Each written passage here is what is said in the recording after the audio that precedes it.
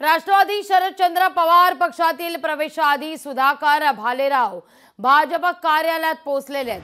भाजपला सोडचिठ्ठी देत भालेराव राष्ट्रवादी शरदचंद्र पवार पक्षात प्रवेश करणार आहेत। सुधाकर भालेराव थोड्याच वेळात राष्ट्रवादी शरदचंद्र पवार गटात प्रवेश करतील। दरम्यान यापुढे मित्रांना भेटण्याकरता येत जात राहू अशी प्रतिक्रिया सुधाकर भालेराव यांनी लोकशाही मराठीला दिली आहे।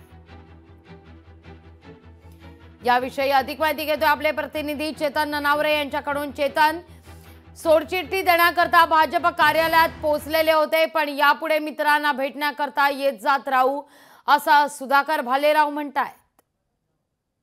तिथंच लागवी आत्ताच त्यांनी आपल्या भाजपच्या सदस्यपदाचा राजीनामा दिलेला आहे आणि संघटन मंत्र्यांनी त्यावर स्वाक्षरी करत तो राजीनामा स्वीकारला देखील आहे।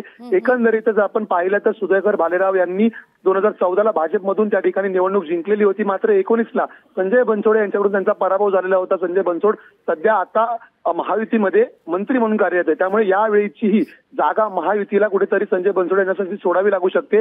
अशा वेळी त्यांच्या विरोधात उभं राहण्यासाठी त्यांच्याकडे शरदचंद्र पवार गटाचा पर्याय होता आणि म्हणूनच भाजपला त्यांनी तांत्रिकदृष्ट्या आता सोडचिठ्ठी दिलेली आहे। मात्र तरीही भाजप बरोबर जे जुने संबंध आहेत ते जपण्यासाठी या ठिकाणी येतच राहू अशी प्रतिक्रिया त्यांनी लोकशाहीकडे व्यक्त केलेली आहे। लागवी निश्चित चेतन, धन्यवाद तुम्ही दिलेल्या सविस्तर माहिती करता।